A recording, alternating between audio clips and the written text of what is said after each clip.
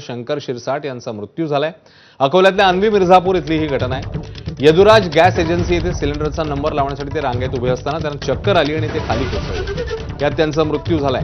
या घटनेमुळे परिसरात हळहळ व्यक्त होत असतानाच नागरिकांमध्ये संतापाची लाटही उसळली आहे। सिलेंडरसाठी लांबच लांब रांगा आणि व्यवस्थेतल्या त्रुटींमुळे एका सामान्य नागरिकाचा बळी गेल्याची भावना व्यक्त होते।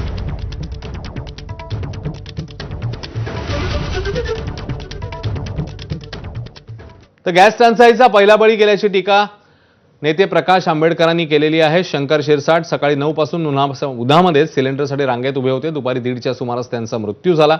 गॅसचा तुटवडा होण्याची कल्पना असतानाही नियोजन का केलं गेलं नाही असा सवाल प्रकाश आंबेडकरांनी उपस्थित केलाय।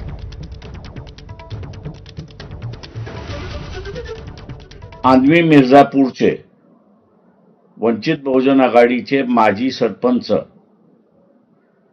शंकरराव शिरसाट हे सकाळी 9 वाजल्यापासून गॅस लाईन मध्ये उभे होते। दुपारी 1-1:30च्या दरम्यान त्यांना चक्कर आली आणि त्याचमध्ये त्यांचं निधन झालं। केंद्र सरकार, राज्य सरकार या दोघांचा मी असताना धिक्कार करतो। आखाती देशात सुरू असलेल्या युद्धाचा परिणाम आता थेट सर्वसामान्य भारतीयांवर होऊ लागलाय। पेट्रोल पंपांवर गॅस एजन्सी बाहेर लागलेल्या रांगा आहे त्याचं उदाहरण। पण आता पेट्रोलच्या कटकटीतून सुटका करून घेण्यासाठी राज्यातल्या नागरिकांनी ई बाईक्सला पसंती दिली आहे। गेल्या महिन्याभरात ई बाईक्सच्या विक्रीमध्ये प्रचंड वाढ झाली आहे। पाहूया एक रिपोर्ट।